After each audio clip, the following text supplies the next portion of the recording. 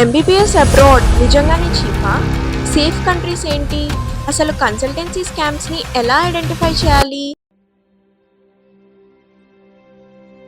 Hello everyone, welcome back to our channel Flow Tale. So ఈరోజు vlog ఏంటంటే, మీరు already thumbnail చూసే ఉంటారు. మనం ఈ వీడియోలో ఏం డిస్కస్ చేయబోతున్నామంటే, ఎంబీబీఎస్ అబ్రాడ్ నిజంగానే చీపా, సేఫ్ కంట్రీస్ ఏంటి, ఎన్ఎంసీ గైడ్ లైన్స్ ఏంటి, ఇవన్నిటి కోసం మనం డిస్కస్ చేయబోతున్నాము.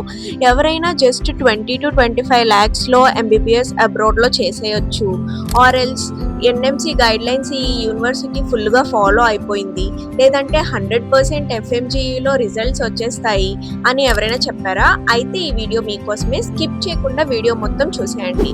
రష్యా అయితే ఎక్స్పెన్సెస్ తగ్గుతాయి, జార్జియా అయితే సేఫ్, ఫిలిపియన్స్ అయితే ఈజీ, ఇలాంటివన్నీ రీల్స్లో చూసి మనం డెసిషన్ తీసుకుంటే లేటర్ మనకు మాత్రమే రిస్క్స్ ఉంటాయి, అవన్నీ మనమే ఫేస్ చేసుకోవాల్సి వస్తుంది.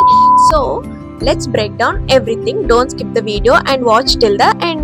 Let's get into the video. Okay, first question ఏంటంటే, ఎంబీబీఎస్ అబ్రాడ్ నిజంగానే చీపా?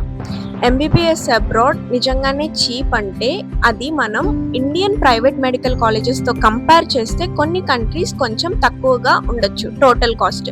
కానీ మనము టోటల్ కాస్ట్ని మాత్రమే క్యాలిక్యులేట్ చేయకూడదు, ఇంకా ఎక్స్ట్రాగా రిలేటెడ్ కాస్ట్స్ ఉంటాయి కదా, food expenses, visa, insurance, travel, ఇంకా local expenses, books, internship related charges, ఇవన్నీ క్యాలిక్యులేట్ చేసి 6 year టోటల్ బడ్జెట్ క్యాలిక్యులేట్ చేసుకొని దాన్ని బట్టి మీ బడ్జెట్ ఏంటో చూసుకొని ఆ తర్వాత జాయిన్ చేయడం బెటర్.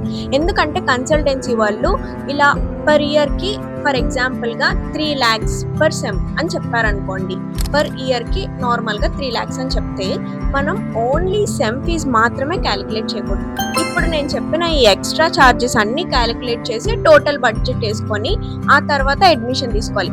అప్పుడైతే మాత్రమే మనం డేంజర్లోకి పడే అవకాశం ఏమీ ఉండదు. లేదు అనుకుంటే మనం ఫస్ట్లో ఏం క్యాలిక్యులేట్ చేసుకోకుండా జాయిన్ అయిన తర్వాత క్యాలిక్యులేట్ చేసుకున్నా మనం ప్రాబ్లమ్స్ మనమే ఫేస్ చేయాల్సి వస్తుంది. సో అందుకని మాత్రమే ఇంపార్టెంట్గా. అండ్ ఇంకొకటి, మనము చీప్ అంటే అస్సలు బాగోదు, గుడ్ అంటే చాలా బాగుంటుంది, ఎక్స్పెన్సివ్ అంటే చాలా బాగుంటుంది, అలా ఏం ఉండదు. ఇదంతా university quality and clinical exposure, curriculum and medium instructions, వీటి మీద ఇంపార్టెంట్గా డిపెండ్ అయి ఉంటుంది. Next, NMC rules.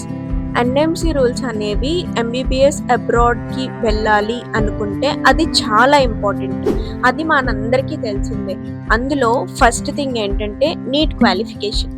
Neat qualification అనేది ఎంబీబీఎస్ అబ్రాడ్కి వెళ్ళినప్పుడు చాలా ఇంపార్టెంట్ థింగ్ అన్నమాట. ఆ తర్వాత కోర్స్ స్ట్రక్చర్. కోర్స్ స్ట్రక్చర్ ఏంటంటే, ఆ యూనివర్సిటీలో ఆ కంట్రీలో ఆ కోర్సు ఎలా ఉందో ఇండియాకి అది కంపాటబుల్గా ఉండాలి. క్లినికల్ ట్రైనింగ్స్ కానీ, ఓన్లీ థియరిటికల్ క్లాసెస్ మాత్రమే కాకుండా క్లినికల్ ప్రాక్టీసెస్ కూడా ఉండాలి. అది ఎన్ఎంసీ గైడ్ లైన్స్లో ఒక పాయింట్ అన్నమాట. And next, medium of instruction. మనం బ్రోచర్లో చూస్తే యూనివర్సిటీ ఇంగ్లీష్ మీడియమే కదా అని అనుకుంటాం, కానీ మనం ఎగ్జిస్టింగ్ స్టూడెంట్స్ని కలవగలిగితే ఇంకా బెటర్. లేదు అనుకుంటే యూనివర్సిటీ కోసం కనుక్కోండి, అది ఇంగ్లీష్ మీడియంలో ఉందా, క్లాసెస్ ఎగ్జామ్స్ ఎలా అవుతున్నాయి, లోకల్ లాంగ్వేజెస్లో ఏమైనా జరుగుతున్నాయా, లేదంటే ఇంగ్లీష్ మీడియంలోనే ఉందా లేదా అని కనుక్కొని ఆ తర్వాత జాయిన్ చేయండి. Next, clinical exposure. Clinical exposure అంటే, ఇప్పుడు మనం యూనివర్సిటీలో జాయిన్ అయిన తర్వాత సెకండ్ ఇయర్ ఆర్ థర్డ్ ఇయర్లో మనం క్లినికల్స్లోకి జాయిన్ అవ్వాలి. సో ఆ సర్టెన్ యూనివర్సిటీకి మంచి హాస్పిటల్తో ఎఫిలియేట్ అయి ఉందా లేదా, అండ్ ప్రాక్టికల్స్ అందరికీ బాగా జెన్యూన్గా జరుగుతున్నాయా లేదా. ర్యాండమ్గా ఒక కన్సల్టెన్సీని బిలీవ్ చేయకూడదు. జస్ట్ వాళ్ళు చెప్పినది విని ఆ తర్వాత మన ఎలా ఉండాలి ఇన్ఫర్మేషన్ మొత్తం మనం గైడ్ చేసుకొని దాన్ని బట్టి జాయిన్ అవ్వాలన్నమాట. సో ఇది ఒకటి important point. Okay, next question, which country is safest? ఎంబీబీఎస్కి సేఫెస్ట్ కంట్రీస్ ఏంటి? Russia, Georgia, Uzbekistan, Kyrgyzstan, Kyrgyzstan, Vietnam, Philippines. But ఇక్కడ ఒక ఇంపార్టెంట్ కరెక్షన్, ఏ కంట్రీ 100% సేఫ్ అని నేను చెప్పలేను. ఎందుకంటే మనం ఒక కంట్రీని చూస్ చేసుకున్న తర్వాత ఆ కంట్రీ కన్నా ముందు యూనివర్సిటీని ఎవాల్యుయేట్ చేయండి.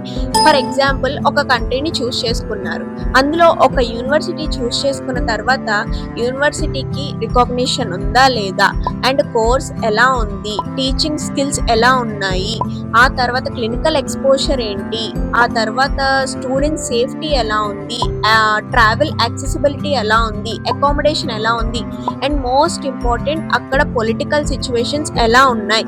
లాస్ట్ ఇయర్ బాగానే ఉంది కదా, ఈ ఇయర్ బాగానే ఉంటుంది అని బ్లైండ్గా మనం వెళ్ళిపోవద్దు. ఫస్ట్ ఇయర్ కూడా ఎలా ఉందో చెక్ చేసుకొని ఆ జియో పొలిటికల్ సిచ్యువేషన్స్ మొత్తాన్ని చెక్ చేసుకొని ఆ తర్వాత మాత్రమే జాయిన్ అవ్వడం better. Here comes the most important thing, consultancy scams. నేను అన్ని కన్సల్టెన్సీస్ స్కామ్ చేస్తాయి అని చెప్పను, బట్ కొన్ని గుడ్ కన్సల్టెన్సీస్ ఉంటాయి, కొన్ని బ్యాడ్ కన్సల్టెన్సీస్ కూడా ఉంటాయి. మనమే రెడ్ ఫ్లాగ్స్ని క్లియర్గా ఐడెంటిఫై చేయాలి. ఫస్ట్ థింగ్, 100% FMGE గ్యారంటీ, లేదంటే NMC అప్రూవల్ యూనివర్సిటీ ఇది, పేమెంట్ ఇప్పుడు చేయండి రిసిప్ట్స్ తర్వాత ఇస్తాము, లేదు అంటే అడ్మిషన్కి ఈరోజే ఆఫర్ ఉంది రేపు ఆఫర్లో లేదు. ఇవన్నీ మీరు చెప్పినవేమి కొన్ని కన్సల్టెన్సీ స్కామ్ చేయడానికి ట్రై చేస్తాయి.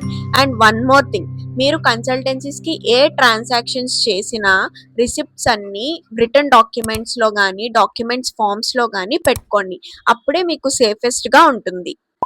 అండ్ నెక్స్ట్ థింగ్, కన్సల్టెన్సీ ఆఫీస్లో ఫారెన్ యూనివర్సిటీస్ని చూసిన తర్వాత, లేదంటే యూనివర్సిటీ బ్రోచర్స్ చూసిన తర్వాత, ఇంకా మా స్టూడెంట్స్కి 100% సక్సెస్ వచ్చింది, 300+ మార్క్స్ FMG రిజల్ట్స్లో వచ్చాయి, లిమిటెడ్ సీట్సే ఉన్నాయి, ఇవన్నీ చూసి వెంటనే డెసిషన్ తీసుకోవద్దు.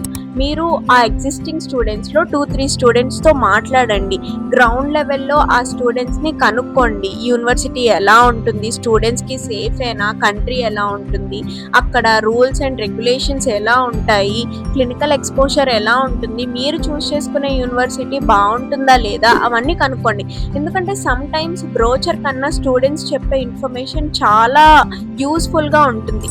సో మీరు ఆ యూస్ఫుల్ ఇన్ఫర్మేషన్ని ఇండిపెండెంట్గా స్టూడెంట్స్ని ఒక 2-3 పీపుల్నైనా కన్సల్టెన్సీ వాళ్ళ దగ్గర నెంబర్ తీసుకొని కనుక్కోండి, మీకు చాలా యూజ్ అవుతుంది. సో MBBS అబ్రాడ్ చీప్ అంటే yes, some destinations are affordable than are Indian private medical colleges, but చీప్గా ఉందని మనం ఎక్కడ జాయిన్ అవ్వద్దు. బడ్జెట్ అంతా చెక్ చేసుకోండి అండ్ నేను చెప్పినట్టు వెరిఫై చేయండి, యూనివర్సిటీ కోసం కనుక్కోండి. నీట్ అయిపోయిన తర్వాత NMC గైడ్ లైన్స్ ఏంటి, కోర్స్ స్ట్రక్చర్ ఏంటి, క్లినికల్ ఎక్స్పోజర్ ఎలా ఉంది, అక్కడ హాస్పిటల్స్తో ఎలా ఎఫిలియేట్ అయ్యింది, ప్రతిదీ సేఫ్టీ అండ్ సెక్యూరిటీ కోసం కూడా చెక్ చేయండి. ఆ తర్వాత కన్సల్టెన్సీస్ని కూడా మీరు మంచి కన్సల్టెన్సీస్ని చూస్ చేసుకోండి, don't trust any random consultancies blindly. ఆ తర్వాత your one right decision can save your years of life and lakhs of your money. So ఇలాంటి మరిన్ని అబ్రాడ్ వీడియోస్ కోసం సబ్స్క్రైబ్ చేయండి. I'm here to guide all your MBBS abroad journey. If మీరు MBBS అబ్రాడ్లో చేయాలనుకుంటే comment, like, share and subscribe to our channel. I hope this video helped you somehow. So until next video, subscribe to our channel Flow Tale. Bye bye.